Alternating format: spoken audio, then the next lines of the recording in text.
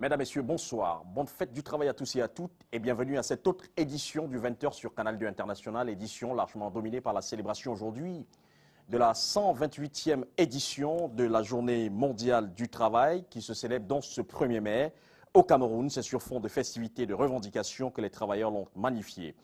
À Yaoundé, Garoua et Douala, vous verrez comment les festivités l'ont emporté sur toute autre chose. Nonobstant ce fait, eh bien, la santé au travail était à l'ordre du jour. Les travailleurs veulent aller en guerre contre le VIH-Sida. Ça bouge au port autonome de Douala, c'est le deuxième titre. À la une de ce journal, c'est une très bonne nouvelle qui vient d'agrémenter cette 128e édition de la Fête internationale du travail. À partir de ce 1er mai 2014, la grille principale du port autonome de Douala est désormais ouverte. C'est l'une des principales révolutions prises par le directeur de la plateforme, Etundi Oyono. Nos reporters sont allés voir sur place tous les détails dans cette édition. À l'étranger, au Nigeria, les 234 jeunes filles enlevées par la secte islamique Boko Haram ne cesse de défrayer la chronique. Au Nigeria, plusieurs manifestants ont battu le pavé, question de décrier la passivité du gouvernement d'Abuja à œuvrer pour leur libération. Voilà les principaux titres qui sont donc développés entre toute autre information campée pour vous dans cette édition du 20h.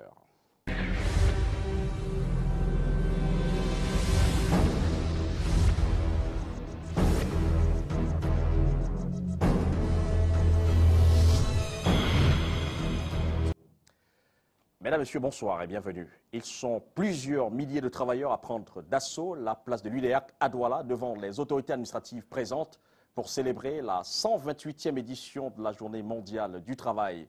Les détails dans ce reportage que nous propose notre reporter, Louis-Roger Noisieux et Roméo Nanko à la caméra. Place de l'UDEAC, ce 1er mai à Douala, enthousiaste. Ordonnés, les valeureux travailleurs de la capitale économique Douala, tous secteurs d'activité confondus, sont en phase avec le reste de la communauté internationale pour célébrer la 128e édition de la fête du travail. En présence du gouverneur de la région littorale, Joseph Bettia Sommo, et des responsables syndicaux, les travailleurs ont oublié, un instant soit peu, leurs différentes revendications liées à l'amélioration de leurs conditions de travail pour défiler dans la joie et l'allégresse. Cameroun uni dans le travail et pour combattre le sida au Cameroun, les travailleurs sans sida, c'était au rendez-vous. Vous avez vu que nous finissons en presque plus de 14 heures. Ça donne l'ambiance de la créativité et de beaucoup d'entreprises dans la ville économique.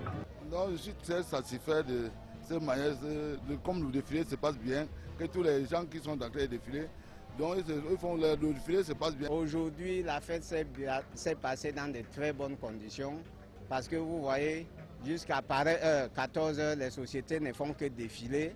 Ça veut dire qu'il y a d'abord cet engouement. Le travailleur est en train de retrouver ses lettres de noblesse. Je veux dire, les employeurs en a que les employés. Vous voyez, le SMIC d'aujourd'hui, c'est combien? 28 000. Et il faut faire comment pour éradiquer ce fléau qui est le sida aujourd'hui. Avec combien? Avec 28 000 francs, je crois que ce n'est pas possible. Il faudrait qu'on essaie de voir dans quelle mesure nous pouvons aménager ce système. Cette célébration séculaire de la victoire des travailleurs sur le patronat dans la capitale économique Douala a permis d'apprécier la vitalité et la diversité des entreprises qui ont pignon sur eux. Des entreprises du secteur public comme du secteur privé, vouées à une meilleure croissance si patrons et employeurs se mettent ensemble pour lutter efficacement contre le VIH-Sida.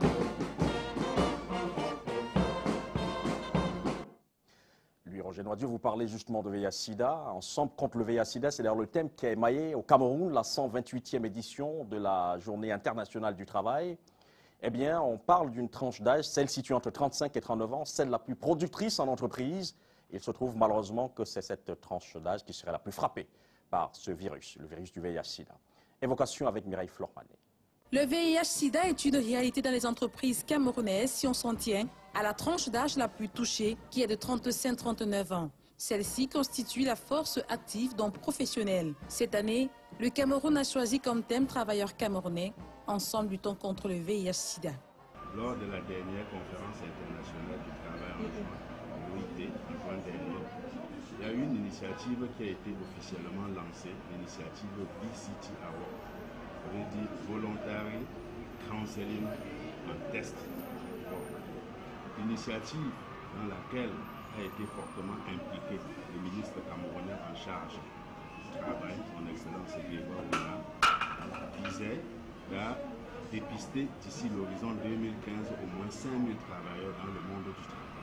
Aujourd'hui, il y a un nombre d'outils réglementaires qui permettent de protéger le travailleur porteur du VIH-Sida. Un employé infecté du VIH-Sida n'est pas inapte à travailler. L'entreprise gagnerait à sensibiliser leur personnel sur les méfaits du virus du sida, car plus il y a des malades, les manques à gagner sont énormes.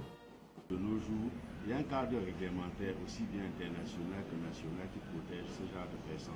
Nous pouvons citer ici les directives de l'OIT, de l'OMS sur le VIH-Sida en entreprise. On peut citer la récente convention 200, non, la récente recommandation 200 de l'Organisation internationale du travail qui protège les travailleurs. Et plus proche de nous, les médecins, on peut citer le Code international d'éthique pour les professionnels de sécurité, pour les professionnels de la santé au travail. En principe, une personne qui est infectée par le virus devrait continuer son travail comme tous les autres, parce qu'il n'est pas question d'analyser le fait qu'il soit porteur du virus, mais c'est un problème d'aptitude au travail. Ce 1er mai, le travailleur va être célébré. Il n'y aura pas de différence entre le travailleur sain et celui atteint du VIH-Sida. Merci Mireille Flormanet. Comme toutes les autres entreprises, Canal 2 International a célébré à sa manière la 128e édition de la Journée internationale du travail. Entre défilés, festivités, échanges conviviaux entre collègues, Cathy Toulelanga nous montre. Regardons.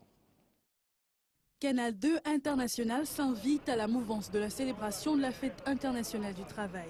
La première chaîne de télévision privée du Cameroun a retenu l'attention du public à la place de l'IDEAC ce 1er mai à Douala.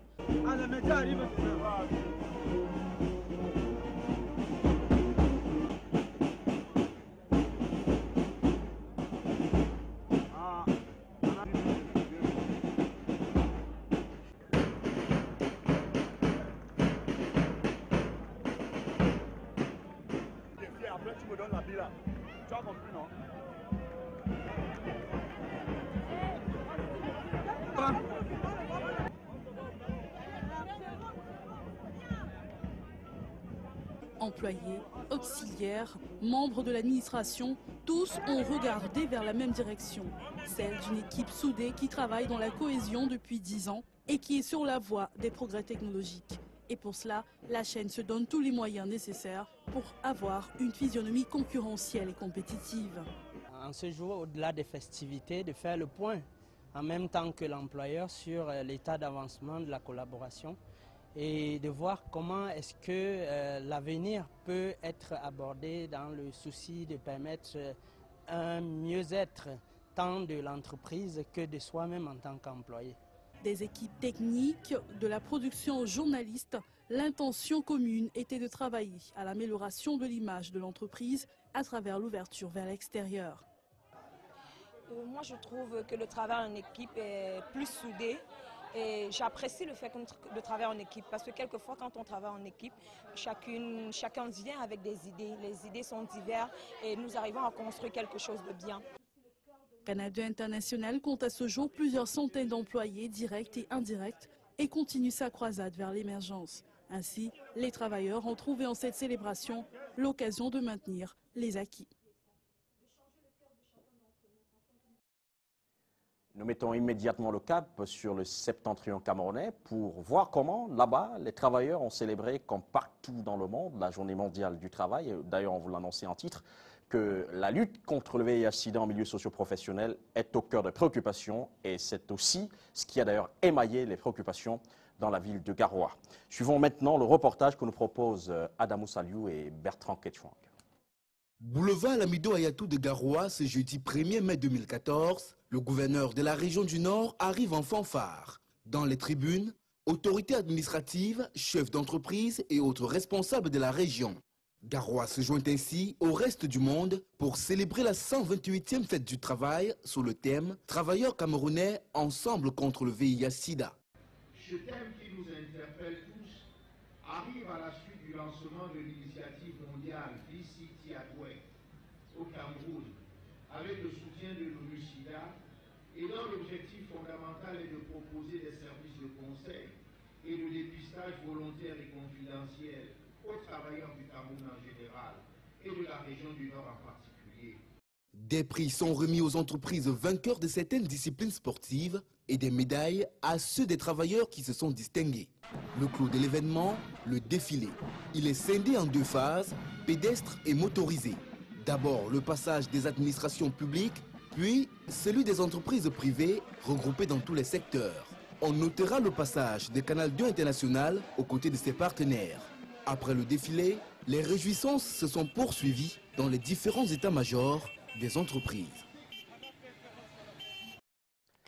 On va continuer avec cette information qui nous vient de la ville d'Ebolo avant de mettre le cap sur la ville de Yaoundé où nos reporters sur place ont encore bien d'éléments à nous montrer relativement justement à la célébration là-bas de la 128e édition de la Journée mondiale du travail. Mais on parle de cette affaire dans la ville d'Ebolova avec le dispensaire de la ville qui est tombé en décrépitude. Nos reporters parlent d'un problème toujours d'actualité lié à la gestion calamiteuse de ce centre hospitalier. Ardon Guefak nous en dit plus. La lutte troublante d'un labyrinthe, le dispensaire urbain d'Ebolova. Désolé, on n'a pas de ça. Il n'y a pas de produit. Dans la pharmacie, en fait, les médicaments ont cédé place à la paperasse et autres appareils électroniques. Décrépitude donc, l'affluence d'antan est un triste souvenir. Le centre est complètement tombé.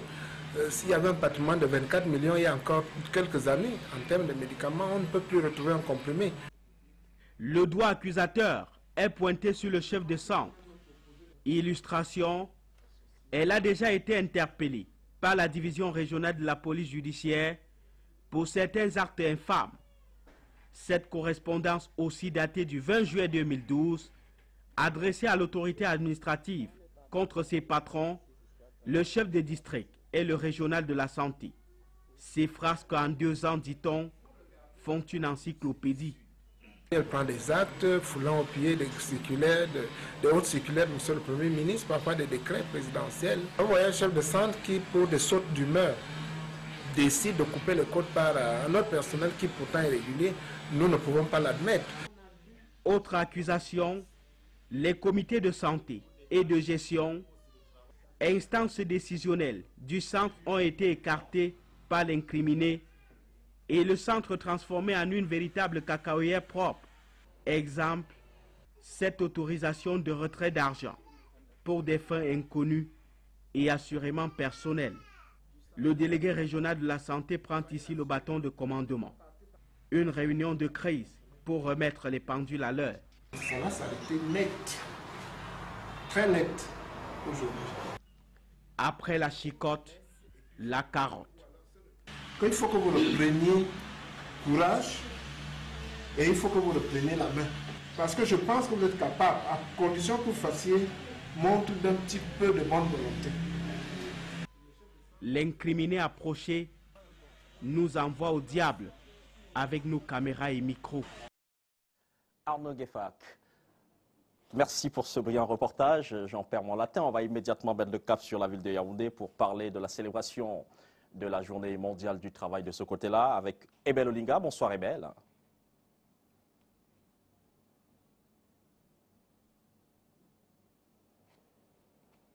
Ebel Olinga. Bonsoir Ruben Malik, bonne fête du travail. Mesdames et messieurs, bonsoir. Pas moins de 50 000 défilants et 150 entreprises de tous les secteurs ont pris part au défilé ce matin à la place au boulevard du 20 mai de Yaoundé.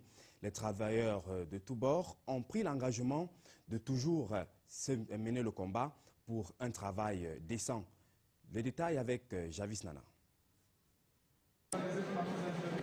Les 7 bouches d'entrée de la poste centrale de Yaoundé étaient bourrées de monde ce jeudi 1er mai 2014.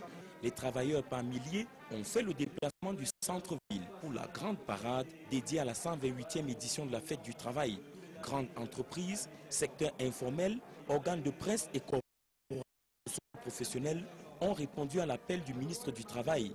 Pas moins de 6 heures dans l'auge pour voir se déployer le génie de l'organisation de cette cérémonie. Serré, pas à l'aide, et applaudissements des invités à la loge d'honneur, le ministre du Travail et de la Sécurité sociale a remis les points sur les i et les barres sur les t.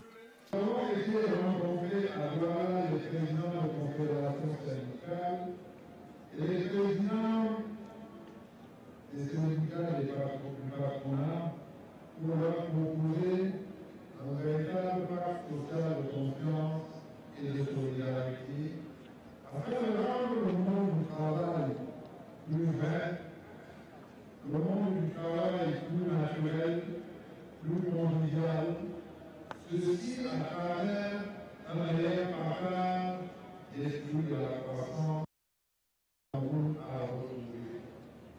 Grégoire Aouna était bien entouré pour l'occasion. Les membres du gouvernement ont apprécié les symboles des plaques et la charge émotionnelle des messages à décrypter. Ici, si le travail est utile, il ne faut pas oublier que les travailleurs sont de l'or. Public, privé et même non classés étaient là pour contribuer à l'expression de la force ouvrière. La parade de Yaoundé a donné à voir à la fois dans les rangs et dans le temps. La cellule de lutte contre la corruption a repris du service et les résultats sont encourageants puisqu'on a déniché des niches de corruption et dissensions confuses. Le dialogue s'est renforcé entre le monde syndical et notre administration. Mais il faut le dire, beaucoup reste encore à faire. Certains fonctionnaires continuent de penser négativement le rôle des syndicats. La santé était au cœur de la fête. La lutte contre le VIH-Sida était le maître mot. 2014 s'en va. On retient qu'il faut rester mobilisé afin que le travail garde sa valeur. Attention à la manière dont les riches arrachent ou presque les terres aux populations indigènes. Ces actes constituent un danger pour la paix et l'unité du Cameroun. C'est du moins un appel qui fait partie des préoccupations exprimées ce jour à Yaoundé par les centrales syndicales. L'évocation avec Ghislain Périssono et Samuel Bounis. En cette célébration du 1er mai 2014, les centrales syndicales camerounaises ont encore usé de haut-parleurs pour prévenir les gouvernants sur les risques de tensions et conflits du fait de l'injustice sociale. L'une d'entre elles est l'acquisition de terres à vil prix par les élites et les édiles minoritaires au détriment des populations majoritaires et silencieuses. Le Cameroun est émergé dans un projet d'atteinte de l'émergence en 2035, mais nous attirons l'attention sur le fait que même une émergence à 3 chiffres, s'il n'y a pas véritablement justice dans la distribution de cette croissance, ce n'est pas de l'émergence, c'est de l'apartheid et ça risque de conduire à d'autres conflits, à des conflits violents et armés. La centrale syndicale des travailleurs du Cameroun appelle aussi à baisser la pression fiscale qui, selon elle, se situe à 13%. Il y a aussi que 78% de la population camerounaise exprime toujours le besoin en assurance maladie. Conséquence, on observe des dysfonctionnements des établissements humains dus à l'insoutenabilité du coût de la vie et de la production. Le GTC n'en dit pas moins. Il faudrait que les employeurs comprennent que s'ils veulent que les travailleurs soient productifs dans l'entreprise, leurs droits doivent être respectés. J'ai attiré l'attention du gouvernement sur son engagement dans le cadre du dialogue social. On ne peut pas nous réunir chaque fois pour essayer de revoir certains textes qui régissent le droit du travail au Cameroun et qu'on nous dise, après des années, que ces textes sont toujours en étude. Le ministre camerounais du Travail et de la Sécurité sociale a pris bonne note de ces doléances et parmi ces notes, celle relative au Code du travail, déjà révisé, mais dont le projet toujours en étude n'est jamais arrivé à l'Assemblée nationale. Et au milieu de ce beau monde, le personnel de Canal 2 International a également pris part à la parade du 1er mai 2014 à Yaoundé. Un passage très applaudi pour cette participation remarquable au boulevard du 20 mai. Retour en images et en son avec Harley de Boandébé. Un carré spécial et une grande signification. Attendu par le public à la grande marche des travailleurs au boulevard du 20 mai, Canal 2 International a tenu ses promesses. La grande démonstration de la jeunesse montante a une fois de plus séduit ce 1er mai à Yaoundé. Canal 2 International a encore confirmé tout le bien qu'on pense d'elle dans le paysage médiatique camerounais. Les grandes stars du petit écran, chouchou du public téléspectateur, une dynamique équipe de cadreurs déployés sur le site, monteurs audiovisuels, infographes, bref, tout le personnel de la production, du service commercial et administratif, y compris les vedettes de fiction, étaient là. Mais le public a découvert une petite équipe ô combien dynamique, dévouée à la tâche quotidienne pour le bien-être du public, arrachant par la même occasion un tollé d'applaudissements de la tribune d'honneur. Il y avait surtout le style dans le vestimentaire, de la manière dans la démarche, des couleurs dans l'organisation, car le carré en lui-même était un savant mélange avec les radios Suite FM, la radio du bonheur. Un bonheur partagé dans l'après-midi au restaurant Snackbar Cabaret, le City Center, 6 à Nouvelle Route Omnisport. Ici, le personnel était invité à croquer un morceau, boire un coup, le tout en harmonie sans protocole. Canal 2 International, Suite FM et TV+ SA peuvent se féliciter d'avoir une fois de plus marqué les points en cette célébration de l'an 128 de la Fête internationale du travail, édition 2014. La 128e édition de la Fête internationale du travail, c'est également les à côté, un bouquet proposé par Jackson Bozon. Des chevaux perdus, ébobis, ébahis, étourdis par l'attitude humaine au boulevard du 20 mai. Il y avait de quoi. Les journalistes pouvant se passer de microphone face aux reporters improvisés. Juste temps de réaliser que l'on a affaire à un mendiant. Plus de doute, les mendiants de Yaoundé possèdent des téléphones portables. Puisque l'on parle de portable, la sono peut aussi l'être et faire pâlir d'envie les organisateurs des spectacles. Les danseurs au Cameroun s'accourent les rues au point de susciter des vocations.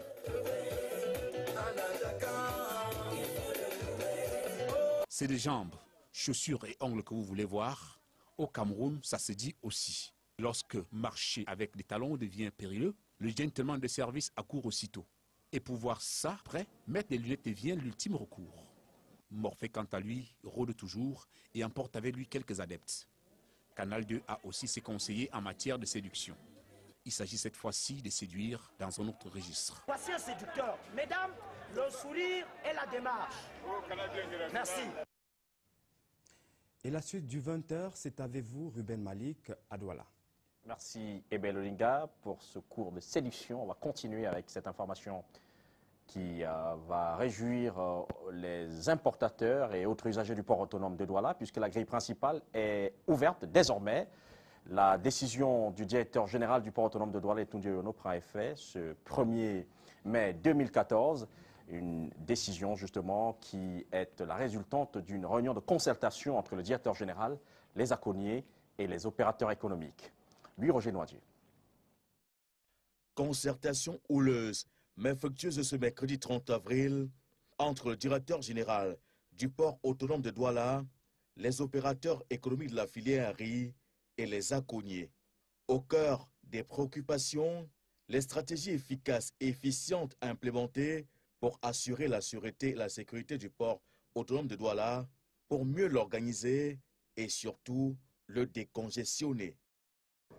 Nous avons également évoqué le problème principal de la guérite principale. C'est une guérite, n'est-ce pas, dont l'ouverture donne lieu à passage de produits dangereux, voire des immigrants clandestins dans les cales des navires, arborant les tenues des dockers. Il a été également question d'amener les opérateurs économiques de la filière riz à se conformer aux 11 jours que leur impose la loi pour sortir leurs marchandises du port. Un délai techniquement impossible, précise-t-il. Le groupement des aconniers au port de Douala décharge un bateau de riz de 10 000 tonnes en 30 jours et il nous demande, nous, importateurs, de le sortir en 11 jours, ce qui est techniquement impossible. Les sujets concernant l'extraportage, les centres d'embauche ont été passés en revue et des solutions immédiates trouvées, comme celle de l'ouverture de la grille principale du port à compter de ce 1er mai 2014. Il faut un poste de douane. C'est une guérite sans poste de contrôle de douane. 2, il faut la gendarmerie, la police, il faut tous les éléments d'accompagnement pour pouvoir assurer la sécurité de la sortie des marchandises par cette guérite-là.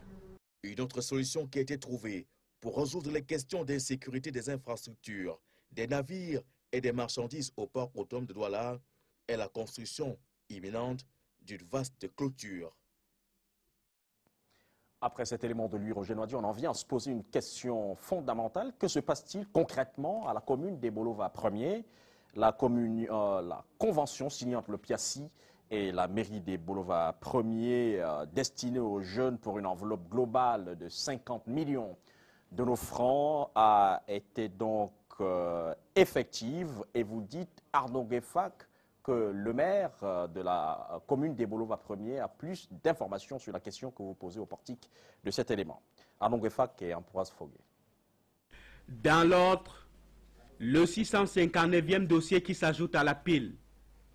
Réponse à l'appel de la commune des Bolova 1er aux jeunes pour le dépôt de dossier de sollicitation de crédit. La date limite de dépôt de dossier, c'était le 11 avril. Disons, la période allant quelques jours avant l'arrivée de cette date, la salle était presque saturée. Toute la cour était saturée ici. 50 millions en l'air promis par le ministère de l'Emploi à travers le PIACI. C'est un pas pour la décentralisation, sauf que l'effectivité devient problématique. Le ministère n'est pas disponible. Bon, ça nous crée des problèmes aujourd'hui parce que vous savez qu'avec la crise que connaît le Cameroun, lorsque les jeunes apprennent qu'ils vont être soutenus par le gouvernement et que ça prenne tant de temps, eh bien, ça nous crée énormément de problèmes. Les candidats sont à la mairie chaque jour et attendent de la manne. Le temps passe et les inquiétudes s'installent. La plupart des projets sont des projets à caractère agricole. Et pour cela, il faut des pluies. Il y a un certain nombre de choses qu'il faut pour que ces projets soient réalisés. Si ces financements arrivent en saison sèche, la montagne, une fois encore de plus, va accoucher d'une souris. Les bouches parlent tantôt de l'indisponibilité du ministre signataire, tantôt celui-ci serait interdit de signature. Les grands malheureux, ce sont ces jeunes, avec leur progéniture, sur le chemin de la vie. C'est sur fond de manifestations et de revendications que s'est célébrée la 128e édition de la Fête mondiale du travail au Cambodge. Or, à Istanbul, c'est sous les coups de gaz lacrymogènes que les manifestants ont été dispersés, le pool de la célébration de la Journée mondiale du travail dans le monde, avec cet élément que nous proposent nos confrères de AITV. Des travailleurs est né à la fin du 19e siècle d'un mouvement ouvrier pour obtenir la journée de 8 heures. 125 ans après, on est encore bien loin du compte dans de nombreux pays. C'est le cas au Cambodge où les 650 000 personnes qui travaillent dans le secteur clé du textile gagnent souvent moins de 100 $ par mois pour des journées de 10 heures. 20 000 d'entre elles sont en grève et les syndicats avaient appelé à manifester pour les soutenir. À Phnom Penh, la manifestation a été dispersée à coups de bâton et de matraque. À Istanbul, c'est à coups de canon à eau et de gaz lacrymogène que les forces anti-émeutes ont empêché quelques centaines de manifestants d'accéder à la place Taksim, symbole de la contestation contre le gouvernement turc. Bilan, plus de 130 arrestations et une cinquantaine de blessés. Il y a tout juste un an, des heurts violents après une interdiction similaire avaient été suivis par des rassemblements monstres. Il n'y a guère qu'à Moscou où cette journée a donné lieu à des réjouissances. Comme au temps de l'Union soviétique, c'est sur la place rouge que se déroulaient cette année les festivités, tout à la gloire de Vladimir Poutine. En pleine vague patriotique exacerbée par la crise ukrainienne, 100 000 personnes ont défilé, plus d'un mois après l'annexion de la Crimée par la Russie, dénoncée par Kiev et la communauté internationale. Cette année, 2 nouveaux sujets ont rejoint la Fédération de Russie. La Crimée et Sébastopol. Nous leur souhaitons la bienvenue. En Ukraine aussi, on a défilé pour le 1er mai. Le pays est au bord du gouffre financier et menacé d'éclatement dans l'Est par les séparatistes pro-russes soutenus par Moscou. À Kiev, les manifestants ont réclamé une augmentation des salaires et des pensions, tout en apportant leur soutien au gouvernement pro-européen de transition. Les 234 jeunes filles enlevées par la secte islamique Boko Haram au Nigeria défraient la chronique.